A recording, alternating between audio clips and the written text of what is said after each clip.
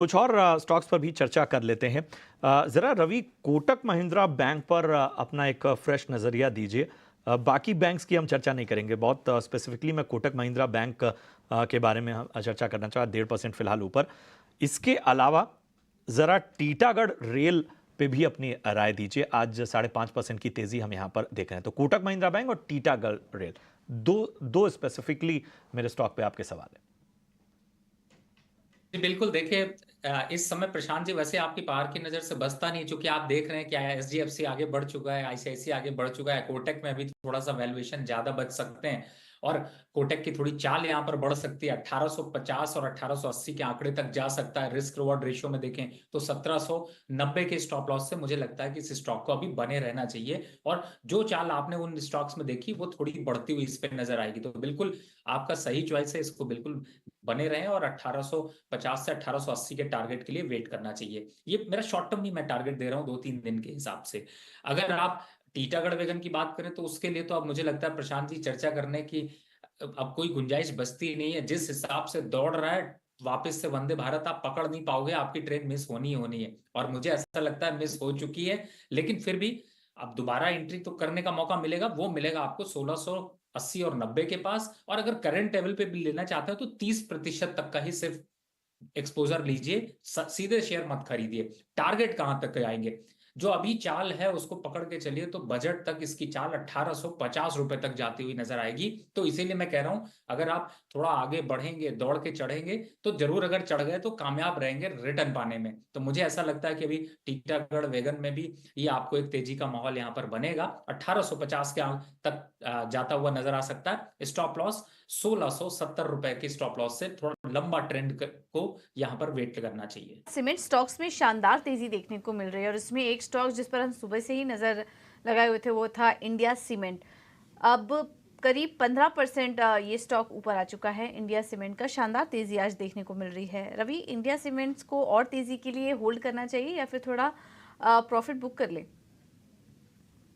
देखिए मैम, जो ट्रेंड है वही आपका फ्रेंड है और आज तो इंडिया सीमेंट हो या पूरे सीमेंट सेक्टर में एक चमक बढ़ी है। मुझे लगता है कि पार्शियली जरूर यहाँ पर लेकिन बहुत बड़ा प्रॉफिट तो नहीं। अगर आपके पास 100 शेयर अगर हैं तो आप कम से कम 20 शेयरों में ही सिर्फ प्रॉफिट बुक करें, यानी 20% से ज्यादा मुनाफा वसूली ना करें। जहां तक इंडिया सीमेंट के टारगेट की बात करें तो मुझे ऐसा लगता है जो अभी दौड़ लगाई है उसमें 262 के आंकड़े के ऊपर जब भी क्लोजिंग होगा या फिर ये करंट लेवल से देखते हैं तो मुझे लगता है अभी चाल और बाकी है। 280 के आंकड़े जल्द छू सकता है। तो अगर आपने बाय कर रखा है, पेशेंस रखिए, थोड़ा और मुनाफा बढ़ने दीजिए। और जो लोग ईटी स्वदेश को फॉलो करते हैं उनके मुनाफे में तो बढ़ोतरी होती ही होती है, लेकिन सही स्टॉक भी चूज करने को मिलता है। तो मुझे लगता है कि आपको सीमेंट सेक्टर में अभी फिलहाल चूंकि मोमेंटम स्टार्ट हुआ है तो यहाँ पर अभी आप अपनी पोजीशन को बनाकर रखें। लेकिन जो बहुत ज्यादा बढ़ गए उनमें थोड़ा मुनाफा वसूली इसलिए कर लें कि दोबारा एंट्री करने के लिए भी थोड़ा सा पैसा खाली रहे, जिससे फिर से वापस चढ़ाई कर सकें।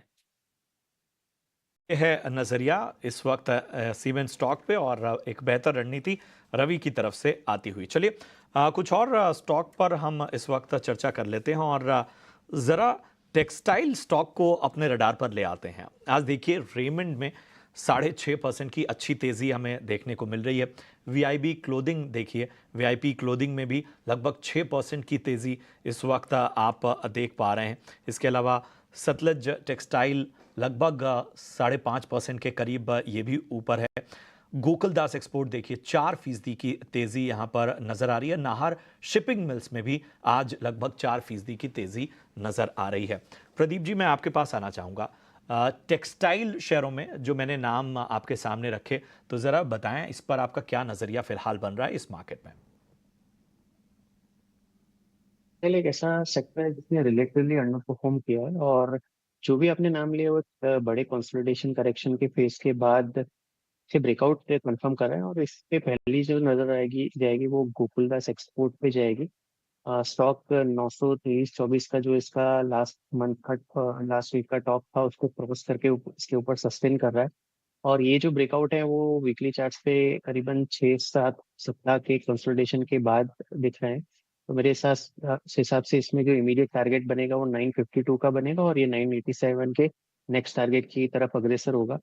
ऑन द लोअर साइड जो सपोर्ट है वो 880 882 का है, जिसके स्टॉप से इसमें फ्रेश बाइंग भी की जा सकती है, एग्जिस्टिंग लॉन्ग भी होल्ड किए जा सकते हैं।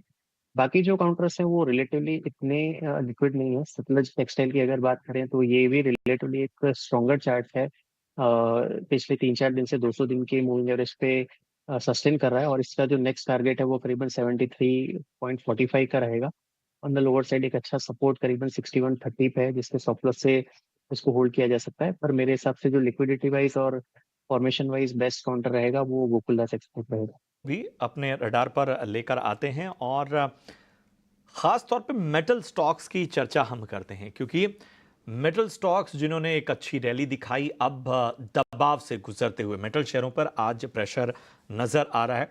ब्लॉक डील के बाद वेदांता का शेयर 3% फिसला हुआ है।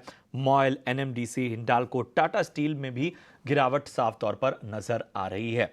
और रवि, आपके पास आना चाहेंगे, बताइए जो खासतौर पे मेटल स्टॉक्स हैं, क्या यहाँ पर करेक्शन का फायदा उठाया जा सकता है? क्योंकि बाजार में हम रफ्तार देख रहे हैं, मेटल पर उसमें जरूर दबाव इस वक्त बना हुआ है। देखिए प्रशांत जी, जब निफ्टी हाई पे चल रही है और मेटल यहाँ पर अगर करेक्शन मोड में है तो ये एक अच्छा साइन है। और अच्छा साइन इसलिए है क्योंकि हमारे नए जो इन्वेस्टर है उनको मौका नहीं मिल रहा था, वो वेट कर रहे थे कि कुछ करेक्शन हो तो लिया जाए। अब वेदांता का आपने सबसे पहले चर्चा किया, देखिए वेदांता 441 से 440 के बीच में जो लेवल्स हैं उनके आसपास यहाँ पर कंसोलिडेट करता है तो थोड़ा सा लेने लायक बन जाएगा। वापस से 480 की दौड़ लगा सकता है। दमदार फंडामेंटल के साथ स्टॉक है, थोड़ा न्यूज का इंपैक्ट है जिसकी वजह से प्रॉफिट बुकिंग देखने को मिल रही है, निकलने की जरूरत नहीं है। दूसरा, आपने हिंडाल्को को इस समय देखें, टाटा स्टील की में भी मैं चर्चा कर लेता हूं। हिंडाल्को इस समय चल रहा है 674 रुपए, थोड़ी प्रॉफिट बुकिंग और आएगी लेकिन आपके लिए अट्रैक्शन आ जाएगा कहां पर, 665 और 670 के पास आप वापस से एंट्री की जो है वो पोजीशन ढूंढ सकते हैं। स्टॉप लॉस 650 का लगाएं। टारगेट अगर देखते हैं तो 710 के आपको फिर से आते हुए नजर आएंगे। दूसरी तरफ छोटे बड़े स्टॉक्स की तरफ जाते हैं जैसे कि टाटा स्टील है, नेशनल एल्यूमिनियम है, सेल है, इनमें भी आज अच्छी प्रॉफिट बुकिंग देखने को मिल रही और ये अच्छे साइन है कि आपको एवरेज करने और फ्रेश जो है वो बाइंग करने का मौका मिल रहा है। टाटा स्टील में थोड़ा रुकिए, 160 टू 165 के बीच आने दीजिए, वहां पर आप भर के आप स्टॉक ले सकते हैं। सेल की बात कर लेते तो 140 के आसपास, अभी 145 चल रहा है, सेल 140 के आसपास आता है तो वहां पर अट्रैक्शन आ जाएगा और अपसाइड टारगेट फिर से वापस 165-70 के टारगेट देखने को मिलेंगे। दूसरी तरफ नेशनल एल्यूमिनियम में थोड़ा सा प्रॉफिट बुक करना है अगर तो यहां पर बुक कर सकते हैं। इसमें थोड़ा सा और लोअर लेवल देखने को मिलेंगे, लगभग 175 तक के। तो जिन लोगों ने रखा है उनको प्रॉफिट बुक करना चाहिए और दोबारा एंट्री का मैंने लेवल बताया उनको फॉलो करें जिससे कि आपको वापस से एंट्री मिले और नए इन्वेस्टर को भी इन लेवल्स पर ही यहां पर एंट्री करने की राय होगी। रिस्क रिवॉर्ड रेशियो अच्छा होगा और आपको थोड़ा ज्यादा प्रॉफिट बनाने का मौका मिलेगा। ठीक है, तो ये है सलाह मेटल स्पेस पर आपके लिए। लेकिन रिलायंस में देखिए शानदार तेजी देखने को मिल रही है, टॉप गेनर है इस वक्त का। प्रदीप जी, अगले टारगेट्स आप क्या देख रहे हैं अब रिलायंस में? रिलायंस में काफी टाइम से एक बड़ा कंसोलिडेशन चल रहा है और इस कंसोलिडेशन का जो अपर एंड है वो करीबन 3030 के आसपास एक बड़ा रेजिस्टेंस प्रोवाइड कर रहा है। तो 3030 एक इमीडिएट टारगेट जरूर है और वो क्रॉस होता है तो फिर इसमें नेक्स्ट लेग ऑफ अपमूव ये करीबन 5 से 7% की क्विक अपमूव और ऐड कर सकता है। ओवरऑल फॉर्मेशन को देखते हुए और जिस तरह से लार्ज कैप्स ने इस रैली की कमान संभाली है तो इस ब्रेकआउट के काफी अच्छे चांसेस मैं आगे चल के देखता हूँ। तो 3030 के इनिशियल टारगेट और सब्सिक्वेंटली 3350 3400 के सब्सिक्वेंट टारगेट के लिए स्टॉक को होल्ड करना चाहिए। ऑन द लोअर साइड 2920 एक इमीडिएट सपोर्ट है अर्ली चार्ट्स पे, उसी का स्टॉप लॉस रखना चाहिए।